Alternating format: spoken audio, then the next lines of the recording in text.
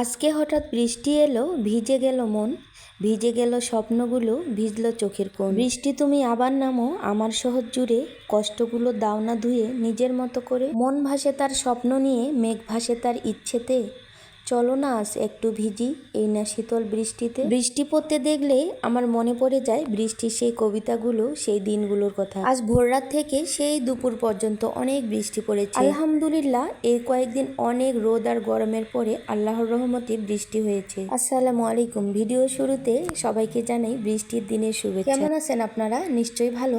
আমি কিন্তু সবসময় দোয়া করি আমার ফ্রেন্ডরা যেন ভালো থাকে। প্রায় কয়েকদিন পর আজকে একটা ফ্রেশ ঘুম দিয়েছি, আর আজকের ঘুমটা একটু দেরিতেই ভেঙেছে। কারণ হলো বৃষ্টি। দেখেন, মাত্র কয়েক ঘন্টা বৃষ্টির ফলে এই উঁচু জায়গাটাতে কতটা পানি জমে গিয়েছে। আজকের বৃষ্টিটা সত্যিই কিন্তু রহমতের ছিল, কারণ কয়েকদিন রোদ আর গরমের ফলে মানুষের অবস্থা অনেক খারাপ হয়ে গিয়েছে। যাই হোক, এবার আসি রান্না বান্নায়। বৃষ্টি দেখলেই তো আমার খিচুড়ি খেতে ইচ্ছে করে, শুধু আমার না, আমার পরিবারের সবার। আর যেহেতু ঘুম থেকে উঠতে একটু দেরি হয়ে গিয়েছিল, তো রান্নাটাও করতে আজকে আমার অনেক দেরি হয়েছে।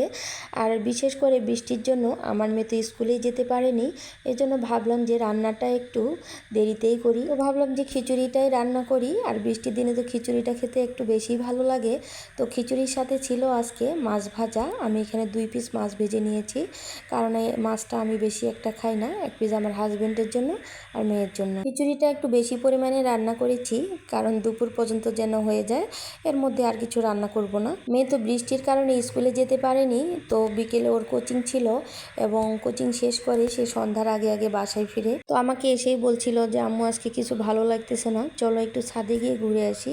তো মা মেয়ে দুজনেই ছাদে চলে গেলাম, আর ছাদে কিছু কাপড়ও শুকাতে দিয়েছি, ভাবলাম যে সেটাও নিয়ে আসব। সন্ধ্যার পরে কিন্তু ছাদের এই ওয়েদারটা দেখতে খুব ভালোই লাগতেছিল, বিশেষ করে আকাশটা একবারেই পরিষ্কার আর চারিদিকে এত সুন্দর লাগছিল।